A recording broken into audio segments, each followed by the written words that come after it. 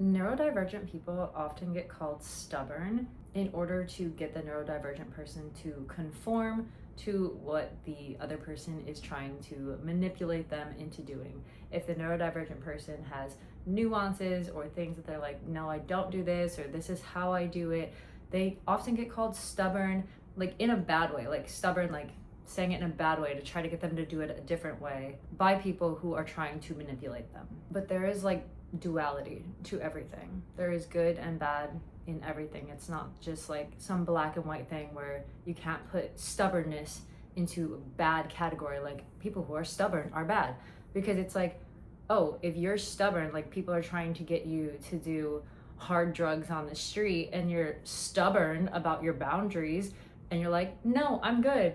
I think that's like a pretty good use of being stubborn. And I've been called stubborn so many times, but honestly, being stubborn is one of like my best qualities about me. But I was meant to believe for so long that being stubborn was one of my worst qualities and that I was not well off and not where I wanted to be in life because I'm so stubborn. Well, yes, like it can in ways hold you back if it's used in the wrong ways, but being stubborn can also propel you forward so much. Like if you are stubborn with your boundaries and you are stubborn with reaching your goals and you are stubborn with your time and your energy and what you will and won't do and how you're doing things and where you're getting your validation from, all of those things are amazing things to be stubborn about, and that will really help you in your life. Now, there are ways that you can be stubborn in bad ways where it can like hold you back in life. Say, for example, if you are going on a fitness journey and you just really want to eat cake every single night, but you want to eat the whole cake. Like this is just an extreme example, but you want to eat the whole cake every single night, but then you're not making progress that you want to see on your fitness journey. You're not losing fat, you're not gaining the strength, like your body is getting a lot of calories in, but not a lot of fuel that you can use, and you are being stubborn with bad habits. Then those bad habits, your stubbornness towards holding on to the bad habits, that will keep you stuck in a place that you don't necessarily want to be. Where on the other hand, if you are stubborn with your time, your energy, your boundaries on your fitness journey, and maybe people are peer pressuring you to go out and drink multiple nights a week, but you're like, maybe only a couple times a month that I'm gonna drink.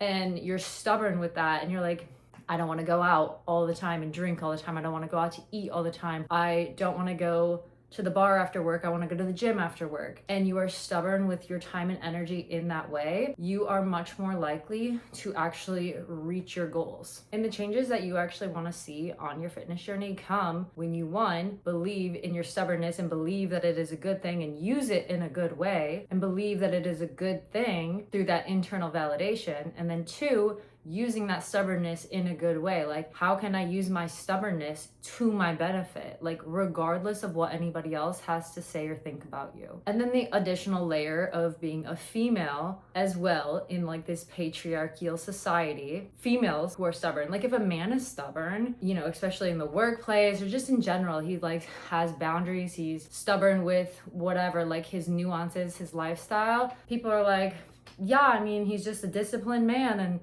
yep, he's just a businessman. He's like going after what he wants. But then it's like when a woman does the same exact thing, she's called a bitch, she's called hard to work with, whatever, fill in the blank. Like women don't experience that same level of leeway that men do.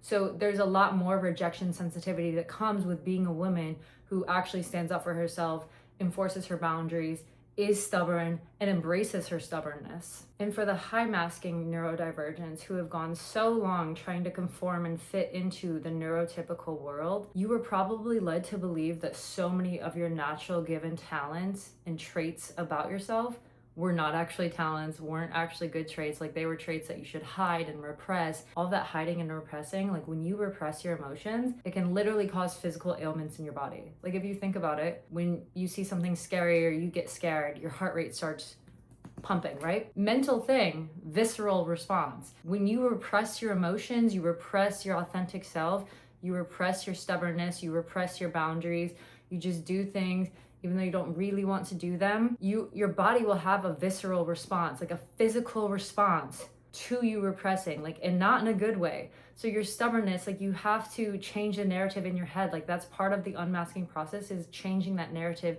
in your head to believing all of these things about you, all of the special gifts and traits that you have, and finding the positives in them, and no longer just trying to brush them away and conform into neurotypical society and neurotypical ways of thinking, but actually taking the traits that you have and using them to your advantage, using them in a good way. Because yeah, like, you can use any trait that you have, you can use it in a good or bad way. Like, literally any trait that you have, like being talkative, you could use that in a good way to get really positive results in your life, or you could use it in a bad way, like your life could not go the way you want it to. So literally any trait that you have could be used in a good or bad way. So it's up to you how you use the traits that you have, but you have to first believe that the traits that you have are actually great traits to have, and stop repressing to just fit into the neurotypical society and neurotypical way of thinking and being. Because you're never going to be happy with yourself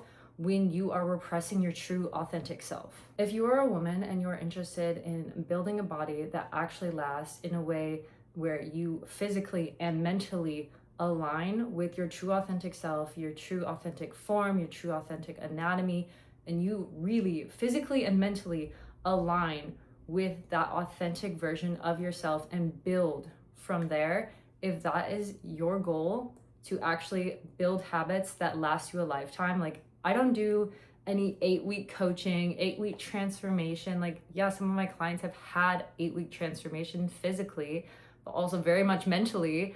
But that is not like what I promote. Like, what I promote is long-term longevity changes. So if you actually want to learn how to move your body, think in a way that gets you the results that you actually want and that will keep the results for a lifetime, then fill out the coaching inquiry link below and I will get back with you.